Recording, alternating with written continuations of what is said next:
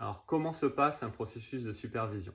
Tout d'abord, après avoir reçu une demande de supervision, je vais écouter mon ressenti, je vais analyser les contenus de cette demande, puis je vais proposer un temps d'échange au supervisé afin de comprendre ses besoins, ses envies, ses désirs et sa manière d'apprendre.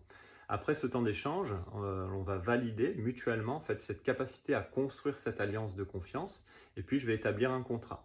Dans ce contrat, on va retrouver les tenants et les aboutissants de ce qu'est la supervision, les différences avec le mentoring, le coaching et différents styles d'accompagnement.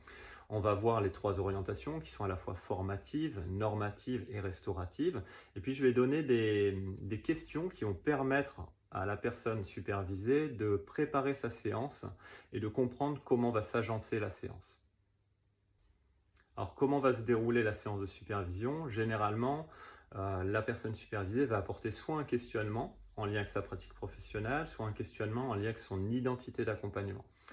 On peut fonctionner à partir d'études de cas, de situations difficiles, qui peuvent être en lien avec le geste technique, en lien avec des doutes, en lien avec des dilemmes éthiques. Et puis à partir de ce questionnement, à partir de cette situation, envisager différentes solutions, différents apprentissages, différentes prises de conscience qui vont permettre au coach de transformer sa pratique de manière sur mesure, adaptée, avec justesse et de pouvoir le déployer très rapidement dans son accompagnement.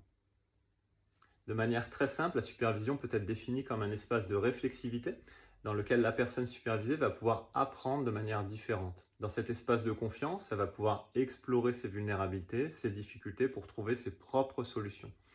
À la fin de la supervision, il va y avoir une synthèse des apprentissages, une synthèse des prises de conscience et parfois des plans d'action qui lui permettent d'avancer dans sa pratique professionnelle.